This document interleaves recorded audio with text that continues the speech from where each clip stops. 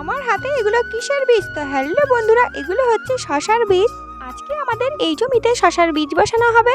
এখন আমি বাটির মধ্যে শশার বীজ নিয়ে নিয়েছি। শশার বীজ বসানোর জন্য প্রথমে মাপ মতো দড়ি বেঁধে নেওয়া হয়েছে। তারপর কোদালের সাহায্যে মাটি তুলে দড়ির ওপর দিয়ে ঢিপির মতো করা হচ্ছে। আমার বাবা আর ভাই দুজন মিলে কোদালের সাহায্যে মাটি দিচ্ছিল বীজ বসানোর জন্য। তারপর ওই মাটির ঢিপিটাকে হাত দিয়ে চেপে নিয়ে তার উপর দিয়ে শশার বীজ বসিয়ে দিতে হবে। শশার বীজ বসিয়ে নিয়ে তার উপর দিয়ে হালকা ঝুড়ো মাটি দিতে হবে। আমার বাবার ভাই ওদিকে মাটি তুলছিল, আর এদিকে আমি, আমার জামাইবু আর দাদা আমরা তিনজন মিলে শশার বীজ বসাচ্ছিলাম। বীজ বসানোর পর এখন তার উপর দিয়ে দানা ওষুধ ছড়িয়ে দেওয়া হচ্ছে। আমার পিসি এদিকে ওষুধ দিচ্ছে। বীজ বসিয়ে ওষুধ দিয়ে তারপর পাতা দিয়ে ঢেকে দিতে হবে। তো এইভাবে পাতা দিয়ে ঢাকতে হবে। পাতা দিয়ে ঢাকার পর তার উপর মাটি চাপা দেওয়া হচ্ছে, না হলে হাওয়া দিলে পাতা উড়ে যাবে। এখন সুরজ বীজগুলোর ওপর পাতা চাপা দিচ্ছে। পাতা চাপা দিয়ে কয়েকদিন রেখে দিলেই চারা বেরিয়ে যাবে। আমাদের শশার বীজ বসিয়ে পাতা চাপা দেওয়া কমপ্লিট।